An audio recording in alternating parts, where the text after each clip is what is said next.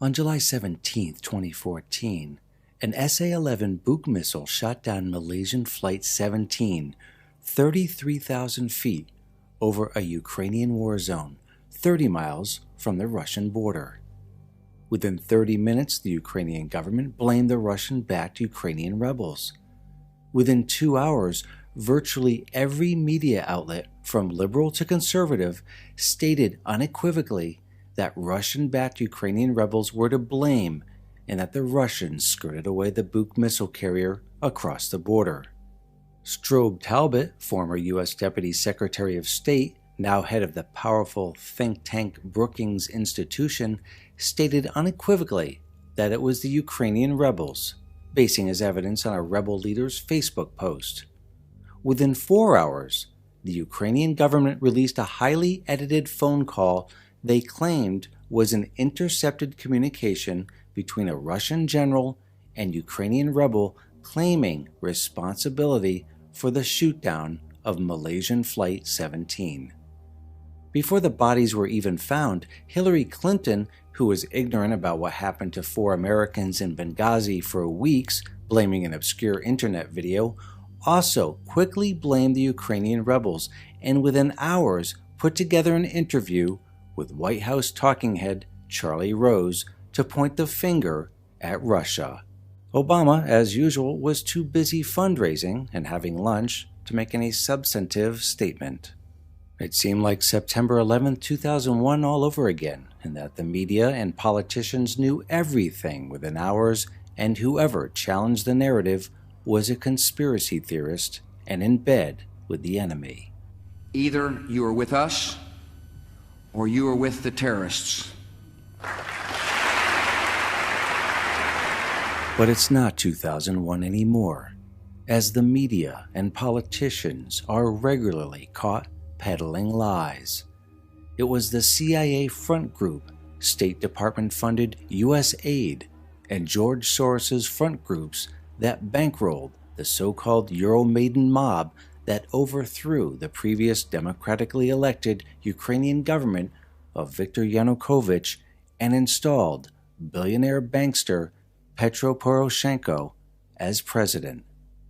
And the so-called proof that the Russian-backed rebels were behind the shootdown, touting a YouTube video of an intercepted phone call between a Russian general and a rebel leader, was actually created the day before MH17 got shot down, per Infowars.com. All right, Paul Watson, we got a minute and a half left. I know you're working on a lot of big stories right now at Infowars.com and PrisonPlanet.com. What else is coming up? Well, another major issue is the fact that within an hour of this shootdown taking place, Ukraine came out and said, we've got bombshell evidence that implicates the Russian government. And so people were asking, okay, what have you got? You know, radar recordings, satellite imagery. Turns out they've got a YouTube video, which is this alleged separatist commander speaking with a leader of the Russian armed forces, basically admitting that they shot down the airliner. Problem is, the Ukrainians had already intercepted communications from the same people, allegedly, over a month before. So they knew that the communications were intercepted. The Russians, the separatists, made no effort to encrypt the communications.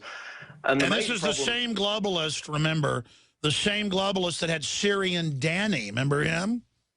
Yeah, but the big aspect of this is you actually download the video and look at the video encode timestamp. And this is not like Facebook pages that can be created before, renamed later. This is the actual time the video was created in the file, and it was the 16th. It was the day before the airliner was even shot down. Oh, they had it all ready and prepared. It was all ready to roll.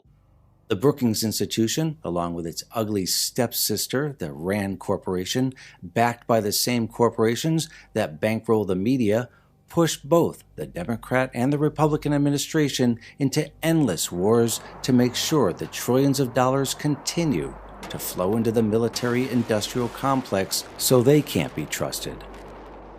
As for Hillary Clinton, she is a pathological liar like her husband, so that anything that drips out of her mouth also cannot be trusted. Is this vast right-wing conspiracy that has been conspiring against my husband since the day he announced for president. The mainstream media has lied to us for 6 years about the so-called American Messiah, Barack Hussein Obama. But now, if we question this same mainstream media about the shootdown of MH17, everyone from liberals to conservatives say we are conspiracy theorists or are in bed with the Russians. How about saying, as Americans, we simply want the truth?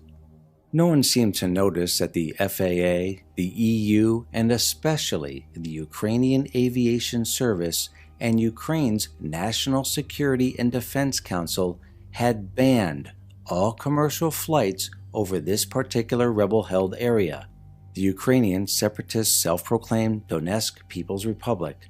So why MH17 was even in the area is unclear.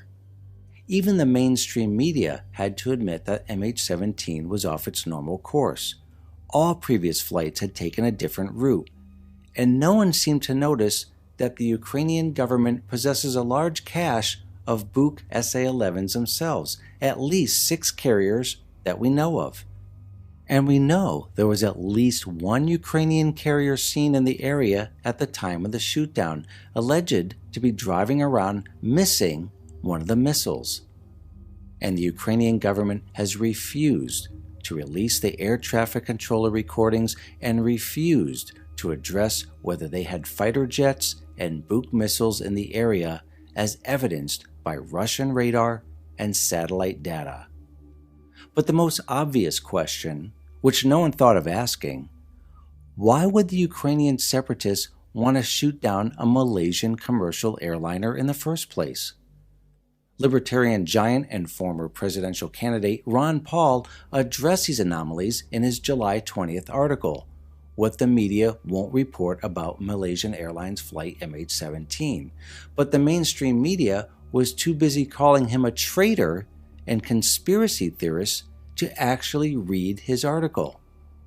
Ron Paul pointed out not only that the mainstream media wasn't reporting, but also that this seemed to be a repeat of the media and the military-industrial complex trying to lead us into yet another foreign war.